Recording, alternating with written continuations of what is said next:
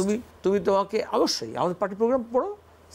CPIM একমাত্র party যার পার্টির কর্মসূচিতে লেখা আছে, আর কোনো পার্টির কর্মসূচি আছে কিনা আমি জানি না, তৃণমূলের কোনো কর্মসূচি নেই, আর যদি থাকে যার ছাপানো তা আর কোনো পার্টিতে না। আমি তো গর্বের সঙ্গে বলছি একমাত্র সিপিআইএম তার পার্টির কর্মসূচিতে লেখা আছে আরএসএস একটি ফাসিস্ট সংগঠন। বেশ, যখন তাই এই যে তুমি প্রকাশ কথা বলছিলে পাশ কাটিও না, আমি তো বলে দিচ্ছি, তাহলে একমাত্র এটা বলা যাচ্ছে। কিন্তু এখন আরএসএস সম্পূর্ণ রাষ্ট্রের সর্ব অংশকে গ্রাস করেনি, গ্রাস করতে উদ্যত। আমরা প্রথমে বলেছিলাম গবেষণাগার, লাইব্রেরি, প্রতিষ্ঠান, ইতিহাস কংগ্রেস, এরকম যা থাকে বিশ্ববিদ্যালয়, এগুলোকে কালকে যেমন গেছিল যাদবপুর বিশ্ববিদ্যালয় দখল করতে পারেনি। যাদবপুরের জুডিশিয়ারি তার মধ্যে এক প্রভাব বিস্তার করছে।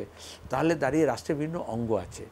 আর এই আমি যারা এখানে বসে আলোচনা করছি, যদি ফাঁসিবাদ যদি চলে আসতো তাহলে প্রশ্ন করার সুযোগ ছিল না।